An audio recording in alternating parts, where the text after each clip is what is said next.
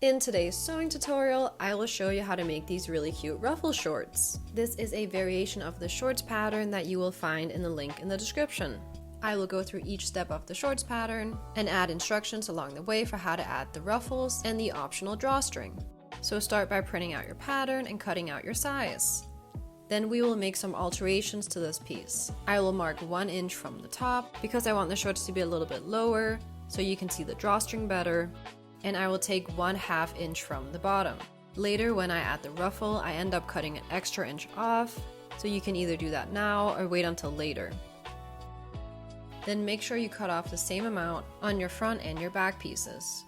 Since the ruffle will add about 1 inch, that's why I'm cutting off part of the bottom. Cutting off part of the top is just a preference, so you don't have to do this if you don't want to. So make sure you do this to both your front and your back pieces, and you can cut out your fabric. And then we will prepare the ruffle. You want to measure the length of your front and back pieces back to back and multiply that by 1.7, and that will be the length of your ruffles. The width of your ruffle will be 1.75 inches, and then cut out 2 of those. Then we're going to be attaching the ends with a flat felt seam, and this will hide the raw hem. So pin the wrong sides together on each of your ruffle pieces and put it through your sewing machine. It is important here that you follow the seam allowance. So remember to sew at a 1/2 inch seam allowance. Then after we've done that, you can fold it open and cut only one of the flaps. Then we're going to be folding the larger flap underneath the smaller flap, and this is a flat felt seam. It is typically used in the shoulder area of shirts, but it's really good for if you want a flat seam where there is no raw hem. So now you can pin that in place and put it through your sewing machine.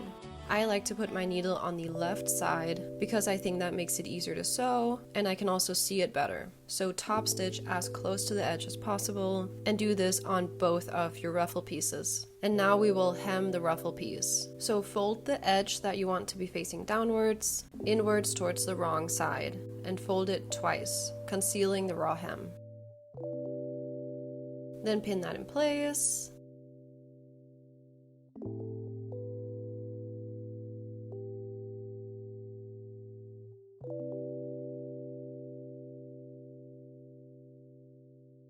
And then we will put it through our sewing machine. And do this to both of your ruffle pieces.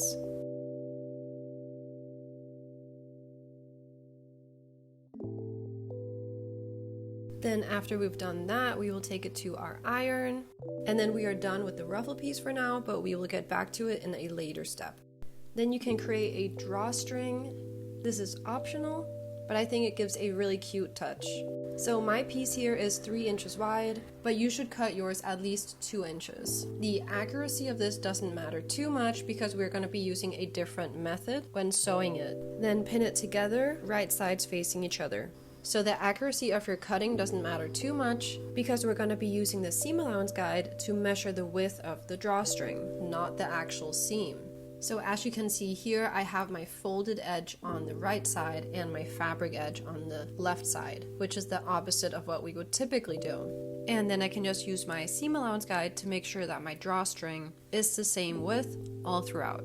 And then of course cut off the excess fabric.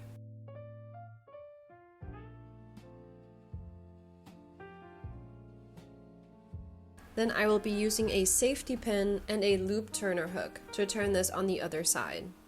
The drawstring is quite long, so this may take a while. So put on a good TV series or some music as you do it and just be patient. And then you have your drawstring. So turn that all the way over on the right side and then we will get back to that in a later step. So to start the shorts, I will put my 2 front pieces together, wrong sides facing each other, because we are going to be doing a French seam. So pin it together like in the video, and remember that the wrong sides are facing each other, right side is facing yourself. Then put it through your sewing machine, and remember to follow the seam allowance in the bottom left corner. Then I'm going to be cutting some of the excess fabric, and be careful to not cut into your thread. And then I will turn it on the other side. So the wrong side is facing myself and the right sides are facing each other. Then I will pin the previously made seam in place, and this will conceal the raw hem and give a clean finish on the inside. So pin that in place and put it through your sewing machine.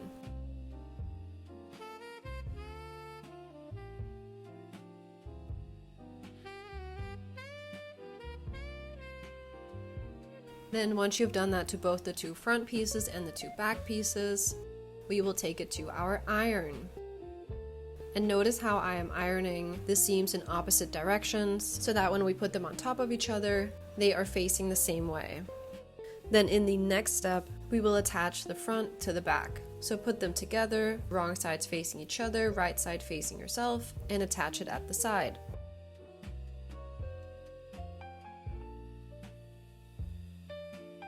Then you can put it through your sewing machine, and then do that to both sides. Then we're going to be cutting some of the excess seam allowance on both sides.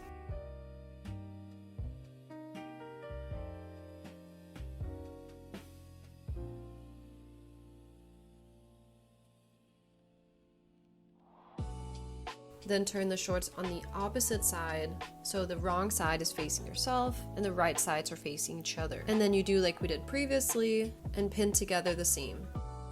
You can pinch out the seam a bit to make it easier to pin in place.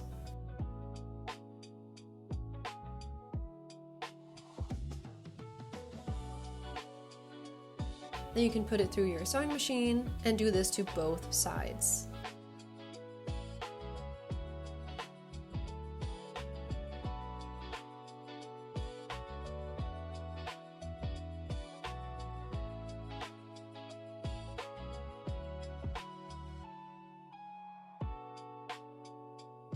Then in the next step, we're going to be attaching the middle. So with your shorts on the right side, pin together the middle areas. I like to start from the middle seam and then build the way out to make sure that the middle seam lines up correctly. This may be slightly difficult because the back piece is slightly diagonal, but this is intentional design to make sure the back of the shorts don't stick out when we wear them. So do your best to pin it together and put it through your sewing machine.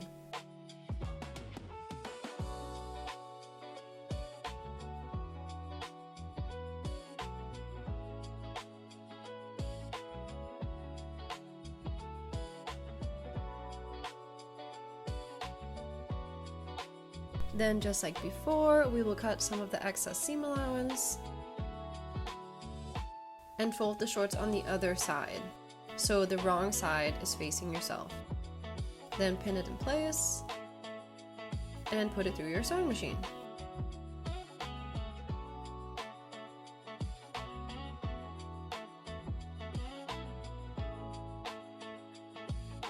Then we will skip step 5 because this is a step where you will hem, and we will not hem because we are attaching the ruffle. So in step 6, we will make the elastic channel. My elastic is 2 centimeters or about 0.8 inches. So I will make my fold a little bit wider than that. Then I will just fold the fabric twice towards the wrong side and being mindful of which way I'm folding the seams to make sure that they're all facing the same direction.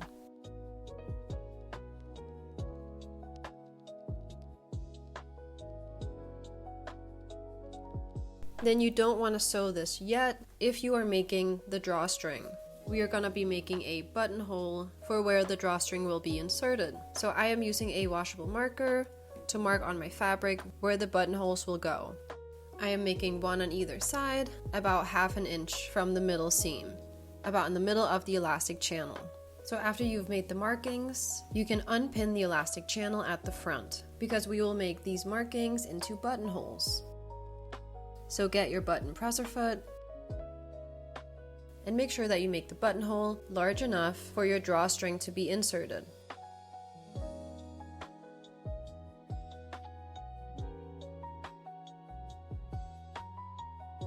So after you've made the 2 buttonholes, you can open them up with a small scissor or your seam ripper.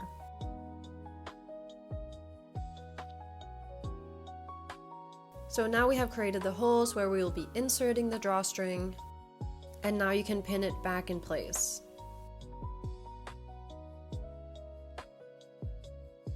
Then we want to leave a few inches unsewn when sewing the elastic channel to make sure that we can insert the elastic. So I'm just using 2 pins to mark that to make sure that I remember to not sew all the way around. And you can put it through your sewing machine. And after that, you can see that there is a small area unsewn to insert the elastic.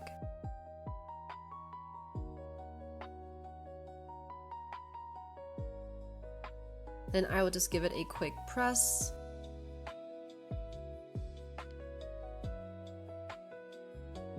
Then in the next step, I will insert the elastic. So mark on the elastic how long you want it to be, depending on what is comfortable around your waist. And then I will insert it with a safety pin.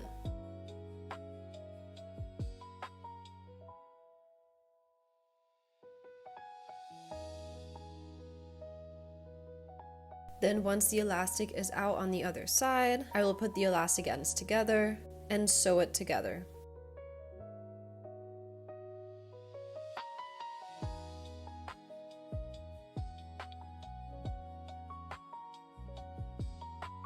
And then just cut off the rest of the elastic.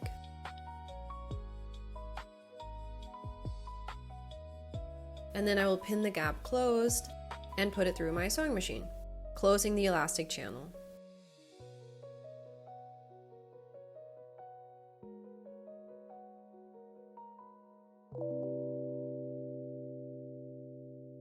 Then if you decided to add the drawstring, you can add it in this step. So put one end of the drawstring on a safety pin and insert it through your buttonhole.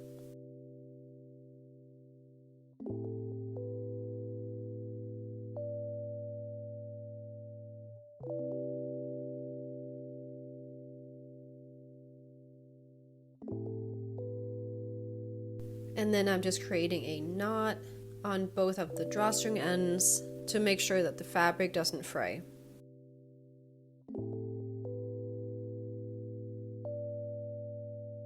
Now you can try the shorts on and see how you feel about the length. As I mentioned earlier, I decided to cut an extra inch off because the ruffle will add an inch. So if you want the shorts to be an inch longer, you can just leave it how it is. But if you want the shorts to be like the length they are currently at, you can cut off an extra inch because the ruffle will add an inch. So do that to both of the shorts legs.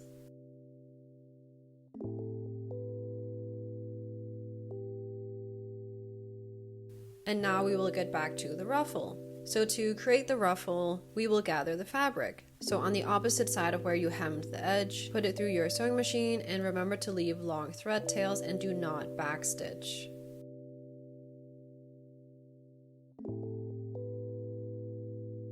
And remember to also not overlap the threads, since it is a circular piece of fabric. So now I'm trying to find the bobbin thread, which is the thread coming from the bottom of my machine.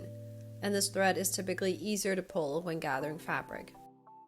So I'm just pulling on the threads until the ruffle is the same length as my shorts leg.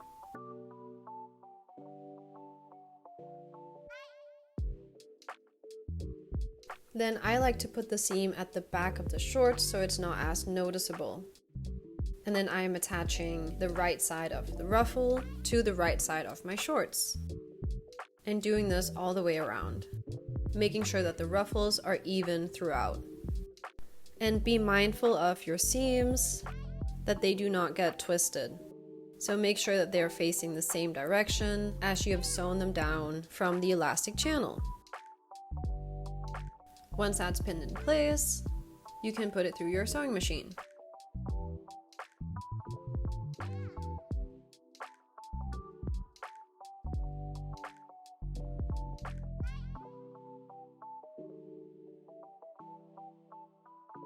Then I will go over it again with a zigzag stitch to make sure that my fabric doesn't fray.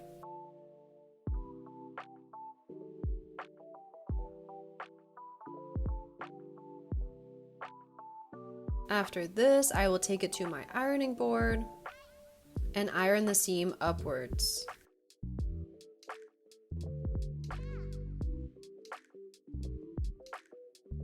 Then I will take it to my sewing machine and sew the seam in place above the ruffle. I like to have my needle on the left side because I think it's easier to see. And do this to both sides.